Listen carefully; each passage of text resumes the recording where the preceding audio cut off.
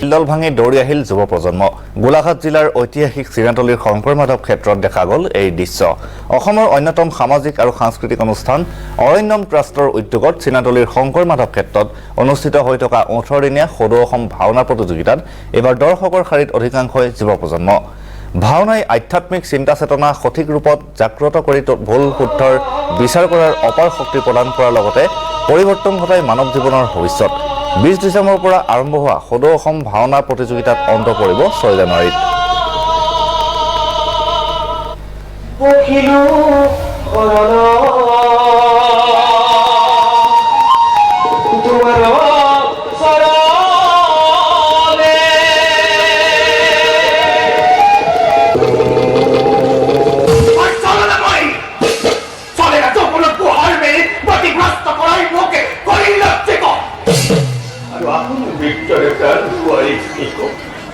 হরিণীর গর্ভে ভূমিষ্ঠ করে কুচি কলি হবে নিজ নিজ স্থানে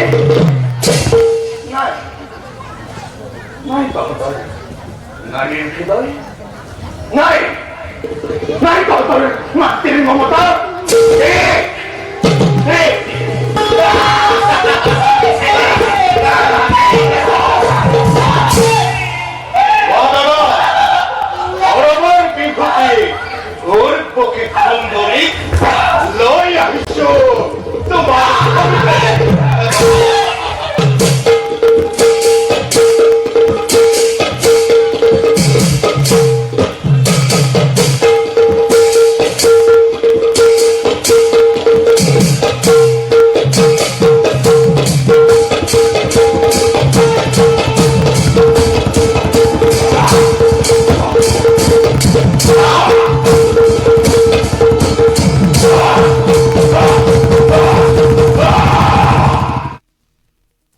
হয় চাবলৈকে আহিলোঁ, ভালে লাগিছে ইয়াত চাই পেলাই।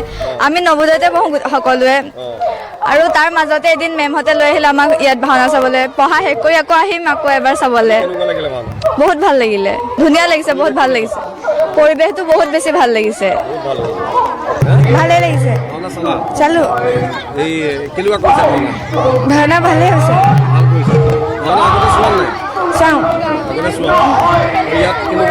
ইয়াত বহুত ভাল লাগিছে। বহুত ভাল লাগিছে, আহিম।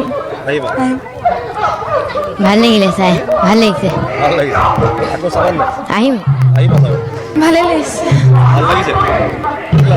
7 আহিম। আৰু ইয়াৰ নিচিনা পৰিৱেশ নাই পোৱা হ'লে আগতে, এতিয়া ভাল লাগিছে। মানে আমি লগৰ সৈতে আহিছোঁ ন, আগতে নাই যোৱা হ'লে এনেকৈ লগৰ সৈতে, এতিয়া বেছি